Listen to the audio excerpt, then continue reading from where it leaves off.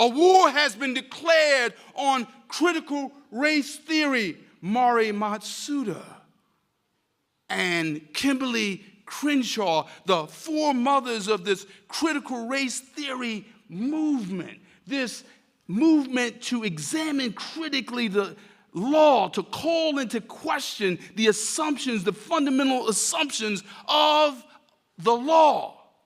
This movement has become a predicate and a pretext for banning books.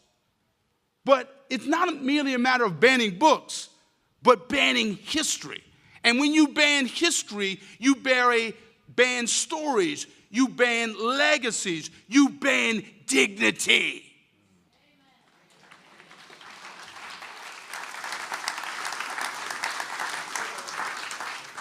If we can't talk about the ways in which we as a republic have demonstrated resilience, if we can't talk about the ways in which we protested and demonstrated and shed blood for this country, our dignity is being denied as a country.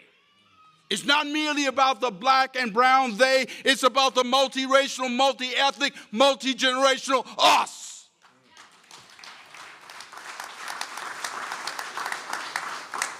History denied is also dignity denied. I want to come back to this point of the moral inflation of dignity.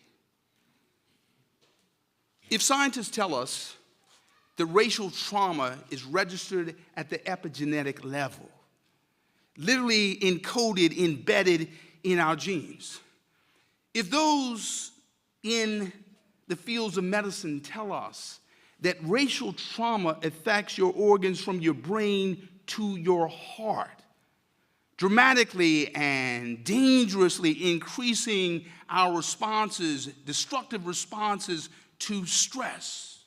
It simply means that literally our lives are being endangered as a consequence of rampant and systemic racism. It means that literally racial trauma is not merely a matter of this generation, but the next generation. I've not yet seen a study, but I yet wonder if this is merely true for black and brown people, or is it also true for our allies? I'm wondering whether some of you need to be concerned about the racial trauma being registered on your genes. But here's what I do know. What I do know is that the fragility of our lives allows us to value our lives even more, to regard our lives as precious and priceless. Again, our dignity undergoes a certain moral inflation.